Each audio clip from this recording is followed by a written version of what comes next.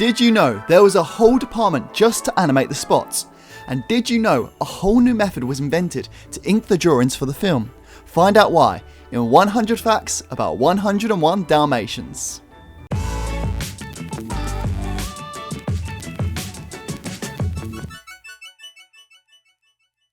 Dalmatians is the most modern Disney animated movie ever made. The one that has the most guts, that says this is art, but it's entertainment at the same time. 101 Dalmatians is the 17th Disney feature animation. It was released on January 25th, 1961. As I said in my last video, Sleeping Beauty was an expensive film to make.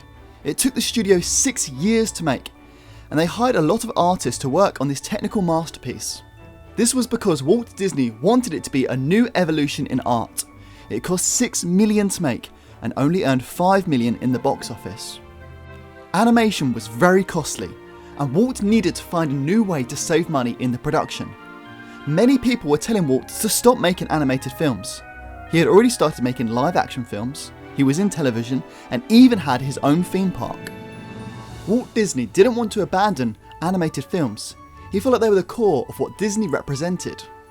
He needed to find a clear story for the next film. He found a book called The 101 Dalmatians by Dodie Smith. It immediately grabbed his attention, and he promptly attained the rights. He assigned Bill Peet to write the story for the film. This was a time of great growth at the studio, and Walt Disney was so involved in other things. He had television, the theme parks, that animation got a little less of Walt's time. And so he put into effect this idea of taking a very strong story guy, Bill Peet, and basically having him leading this feature film. Walt could trust Bill. He had been at the studio for a long time working on the stories. This was the first Disney story that was contemporary. Every other Disney film was a fantasy or set in the past. The cool thing about it is that it's contemporary to this day. It's contemporary in a classical way. It was the first time Disney had shown a contemporary relationship instead of a prince and a princess. That was the first time where here's a married couple that clearly is physical toward each other, and there's a flirtation going on when, you know, he's pulling her around and going, Cruella, Cruella, DeVille. I love that. Bill Peet was tasked by Disney to write a detailed screenplay first, before storyboarding. Because Peet never learned to use a typewriter, he wrote the initial draft by hand on large yellow notes. Usually on a feature film, you would have numerous storymen working on the ideas. For this film, it was just Bill Peet. I had a chance to go to the archives and look at his story sketches and compare them one after the other. And you follow these sketches and you go, well, this is impossible. They didn't change a thing. This is exactly the way Bill Peet had envisioned it. Now, as I mentioned earlier, Disney needed to find a way to make the film cheaper. Back in the old days, inking was all done by hand. A tedious, meticulous job of taking every drawing that comes from animation and transferring those drawings to a sheet of acetate. You get the animator's drawing, and then you would trace according to what the color model asked for. Then once that was checked, then it would come downstairs. We would paint them. Once all the cells were inked and painted, only then did the scene go to camera. Herb Iwerks was one of Walt Disney's oldest friends. He animated Mickey in Steamboat Willie and invented the multiplane camera that Disney used throughout the golden years. Herb Iwerks thought about the new invention of Xerox copying machines. He wondered if he could use a variation of that machine to copy the individual drawings onto cells. And that was right around the time that Xerox had come out with a tabletop copier. And he thought, I wonder if there's a way that we could transfer a drawing onto a cell that would be a hard line that would save the inking process. No more hand inking. Now the animator's drawings could be photocopied onto the sheets of acetate. Walt Disney had an incredible ink and paint department, and many people were upset to see it go. This was a legacy at Walt Disney, involving many women who had perfected the craft over many years at working at Disney. I think it must have been awful at the time to be an inker at the Disney studios when Xerox happened, because you were out of a job all of a sudden. And I think it was the best ink and paint department that ever existed on this earth. And I cried when they closed it down. With Xerox now becoming the method instead of ink and paint, Disney dramatically reduced the production costs. It now reduced the production cost by half.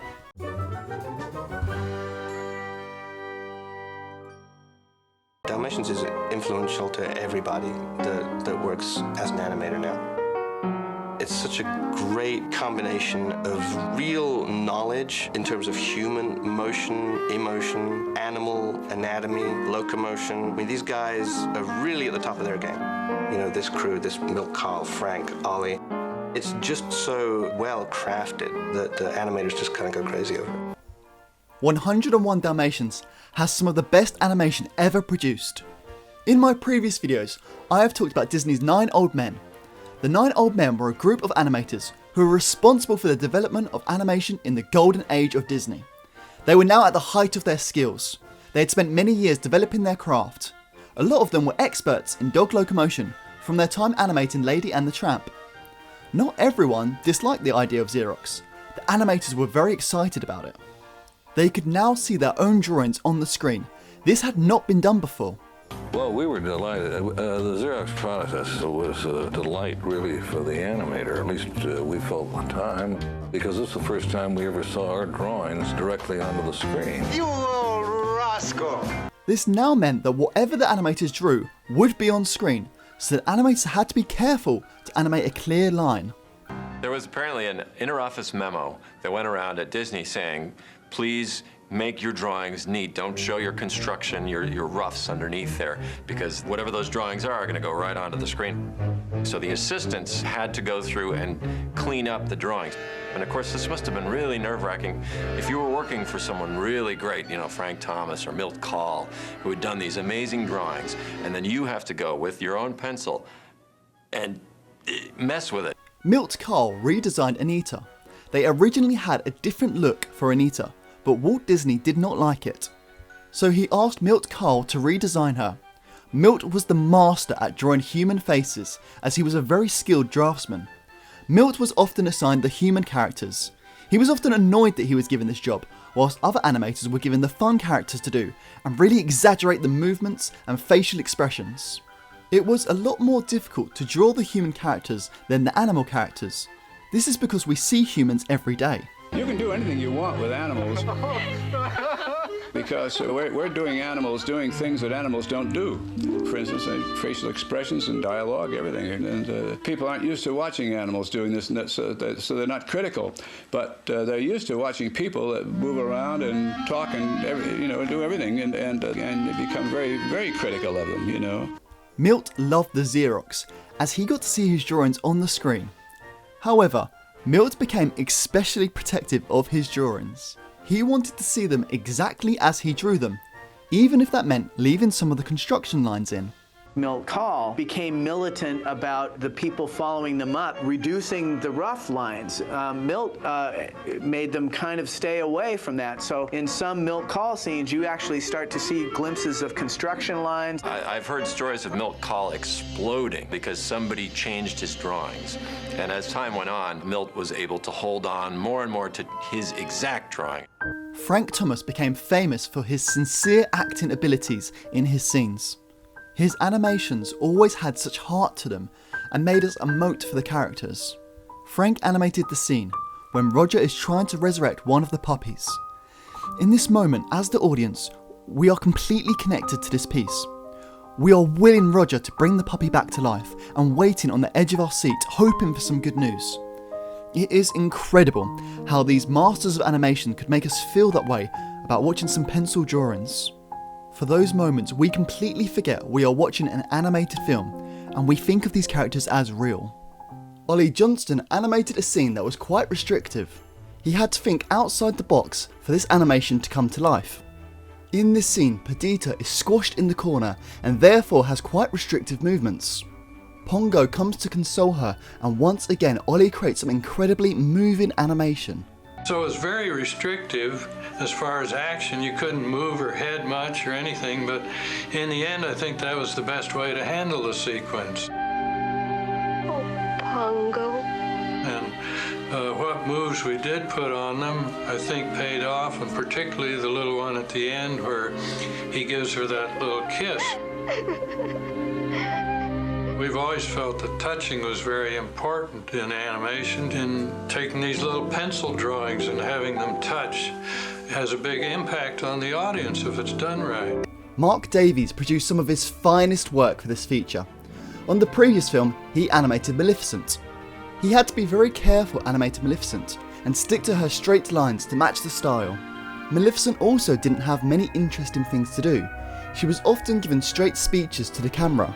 She didn't interact with many other characters, which made it difficult for Mark.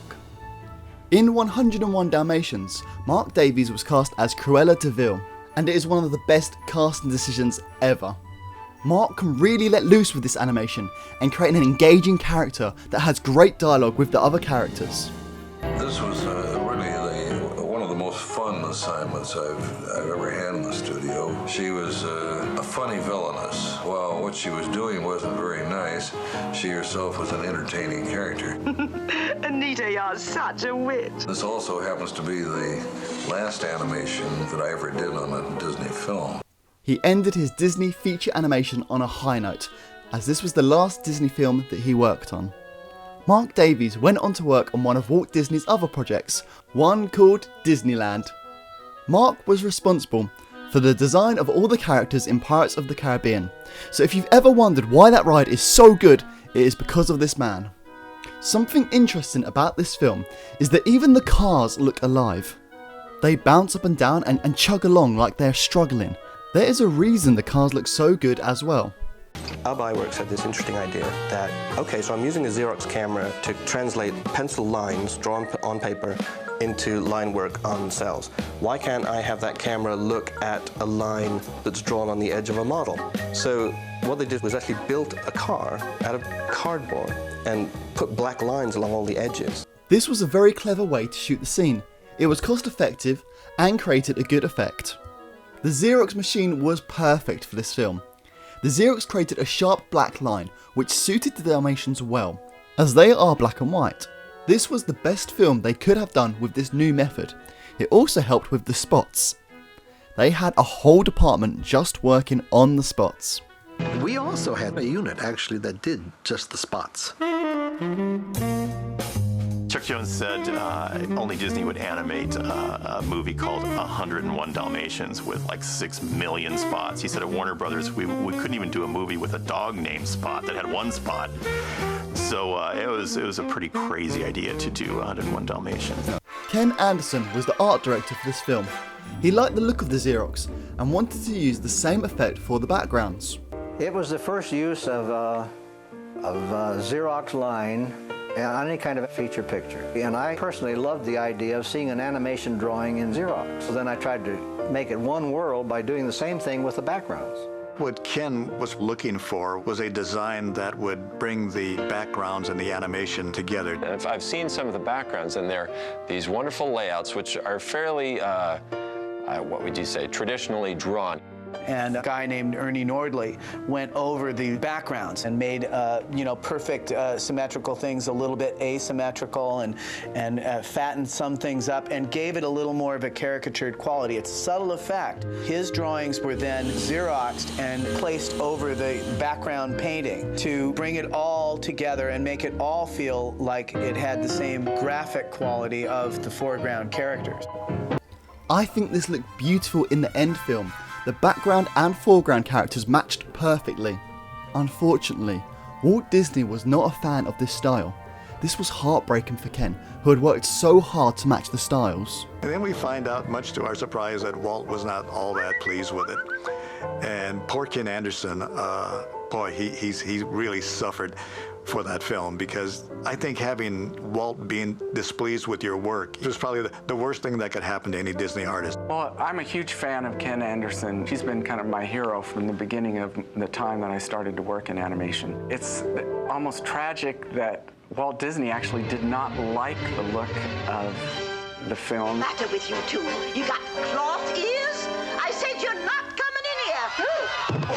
It's ironic because we see it as a masterpiece of art direction. And I think Walt was a romantic. I know he really loved the style of the Peter Pans and the Cinderellas and the Snow Whites and Pinocchios.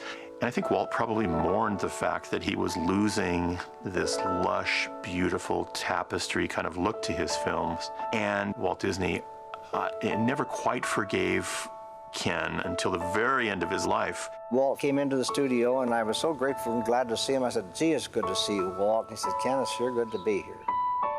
And then he looked at me and penetratingly with the eyes, and I knew that he was forgiving me for this thing I had done on the Dalmatians.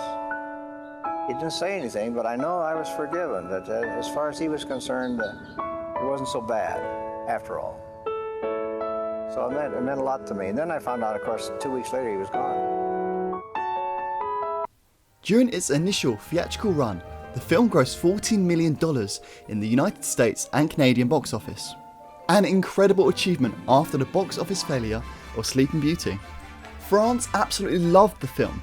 It was the most popular film of the year and earned $14.7 million, ranking 10th in their all-time list. The film was re-released in 1969, 1979, 1985 and 1991.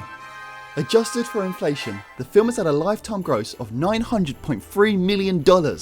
Critics loved it too, many of them saying it was the best Disney film since Snow White. 101 Dalmatians has gone on to have a great legacy at the Walt Disney Company. It has had a whole franchise based around it. This started with a live-action remake in 1996, starring Glenn Close as Cruella de Vil. This film had a sequel titled 102 Dalmatians, released in the year 2000. After the success of the first film, a television show was created and produced by Walt Disney Television Animation. The first episode came out in 1997. The animated film has also received a sequel titled 101 Dalmatians 2, Patch's London Adventure. This was released in 2003 and was direct-to-video. A second television series has been released recently. This is called 101 Dalmatian Street. Unfortunately, it holds very little in common with the original film. Disney have announced another live-action film in the works. This will be a prequel story based on Cruella de Vil starring Emma Stone. The film is currently scheduled to be released on May 28, 2021. There are still no rides or attractions based on 101 Dalmatians at any of the Disney parks, which is surprising considering how much Disney love this franchise. One day we might see a Dalmatians ride, but for the time being there are lots of merchandise to choose from at the Disney parks. Thank you for watching, guys. As a YouTuber, by law I have to say please subscribe and like the video, because all them things do help out big time. And go check out my other videos, 100 facts about Disney films. The next video in this series will be 100 facts about The Sword in the Stone.